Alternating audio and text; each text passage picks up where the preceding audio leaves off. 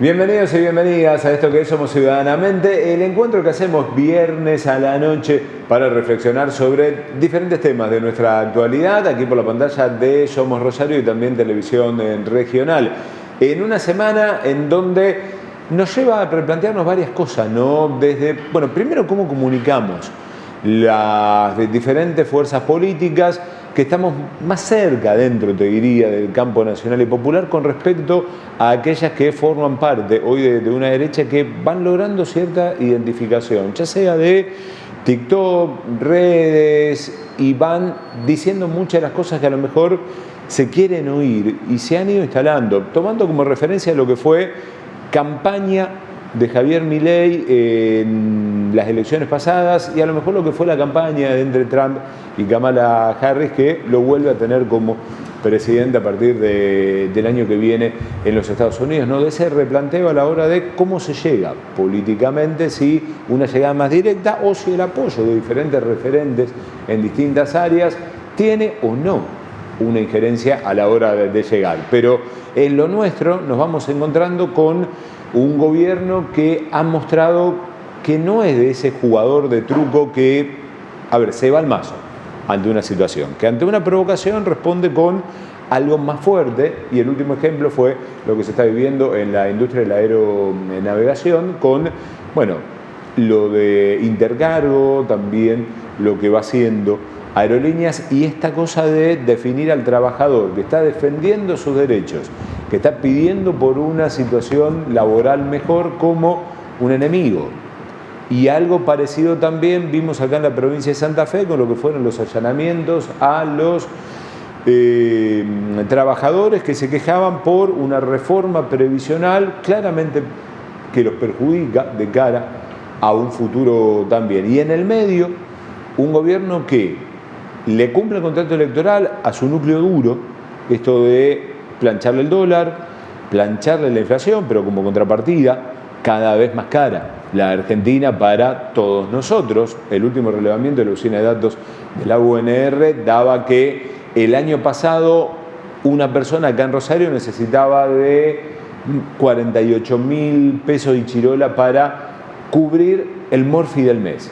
Bueno, un año después necesitó de casi 147.000, casi 100 lucas más para poder cubrir lo que tiene que ver el morfi, nada más.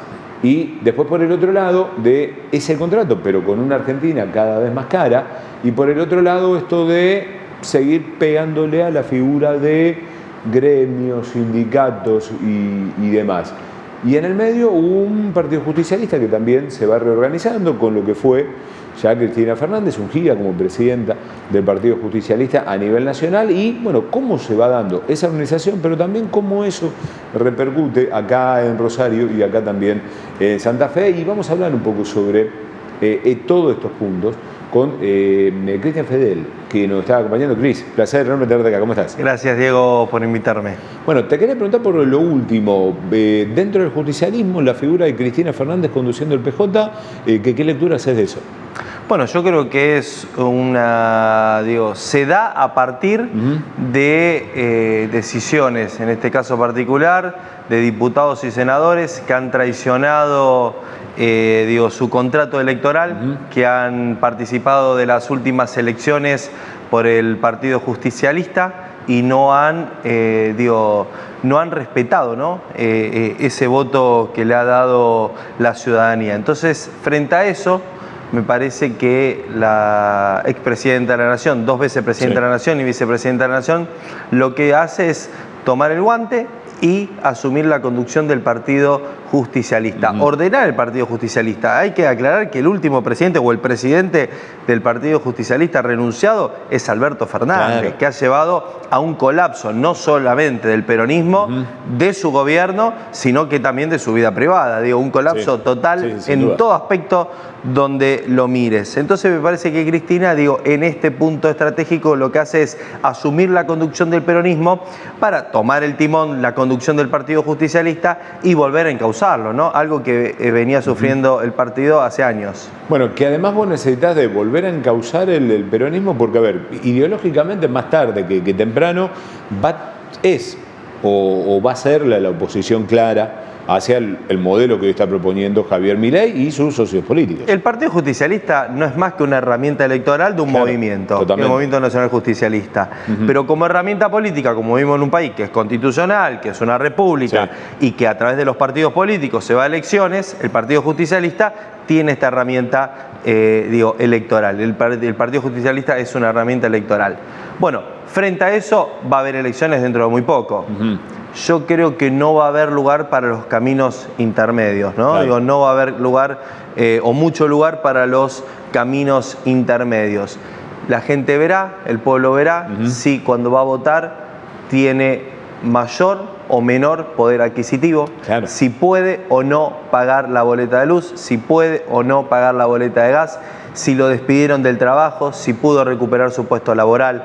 Me parece que es lo fundamental y es lo que la gente vota, lo que elige a la hora de votar. Sí, no sé, sin duda, me parece que eso termina por pesar y por decidirte a la hora de ese humor. Y hoy necesitas volver a recuperar ese rol del justicialismo, y yo uso la palabra que vos hablabas, de ese contrato electoral, donde si bien tenés un grueso de diputados, un grueso de senadores, que a diferencia del gobierno de Mauricio Macri ha cuidado o ha cumplido ese rol de oposición, tenés varios también que se fueron, pero no nota todavía ese acompañamiento a nivel oposición de las luchas que se van dando. A ver, a partir de la elección del año 2019, el gobierno de Alberto Fernández y particularmente en la provincia de Santa Fe, el de Omar Perotti, rompieron con ese pacto electoral. Claro. No, de ningún modo se respetó ni la paz y el orden que prometía Omar Perotti, ni la estabilidad económica y la transparencia que prometía Alberto Fernández. Bueno, en esos dos caminos de ruptura de este pacto electoral, de lo que se le prometió a la población y no se cumplió, el peronismo tiene que recuperar una vez más ese pacto, ese acuerdo electoral con la sociedad y volver a hacer lo que el peronismo siempre fue, Diego, transformador. Totalmente. En las últimas gestiones, yo no lo llamaría gobierno, son solamente gestiones de Alberto y de Omar Perotti, no fueron transformadoras. No le transformaron el día a día al ciudadano, al vecino, particularmente, vamos a hablar de la ciudad de Rosario, al vecino y la vecina de la ciudad de Rosario. No hubo más seguridad, no hubo más obras. El contrato electoral y lo que se prometió con docentes, salud pública. Exactamente, Diego. Entonces me parece que el resultado del gobierno de Javier Milei es producto del desgobierno de Alberto Fernández, de su falta y su incapacidad de poder gobernar y muy mala gestión. Es decir, no solamente no gobernó, sino que gestionó muy mal. Claro.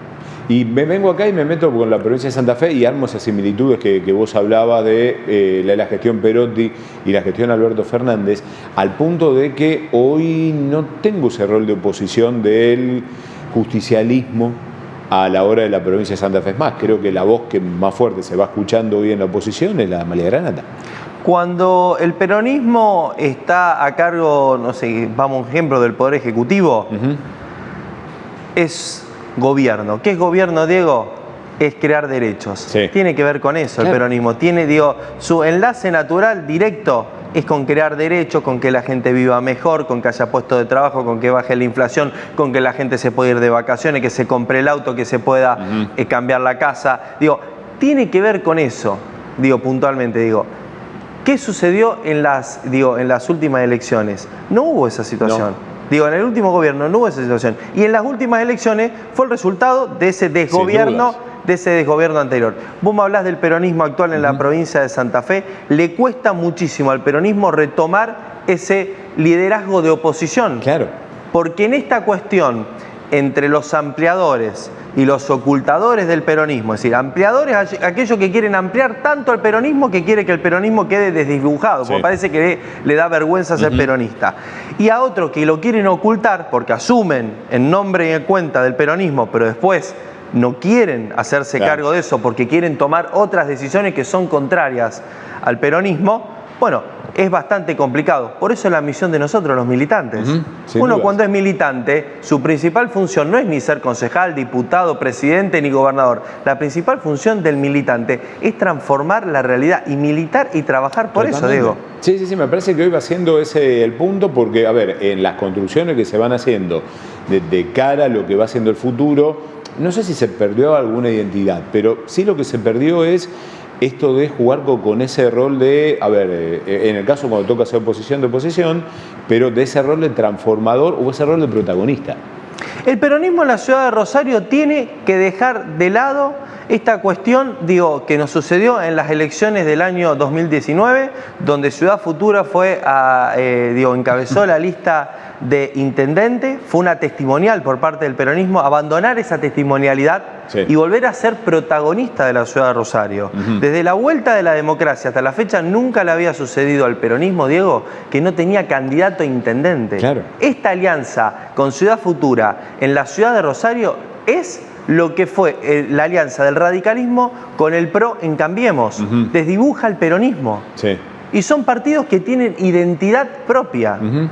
Identidad propia. Vos mismo lo decías, esto de dibujar la identidad del peronismo. Yo me siento totalmente orgulloso de ser peronista.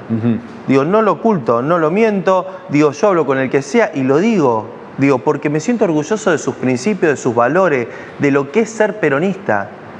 Entonces me parece que en eso, aquel que no se sienta orgulloso de ser peronista, aquel que no se sienta, digo, no coincida con los principios que tiene el peronismo, está todo bien, pero no utilices al nombre y cuenta del peronismo para ir a elecciones y después lo querés dejar de lado.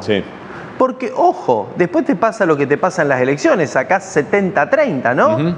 Digo, el gobernador de la provincia de Santa Fe actualmente sacó el 70%, digo, es el índice más alto de votos que ha tenido un gobernador electo democráticamente, ¿no? De la vuelta a la democracia.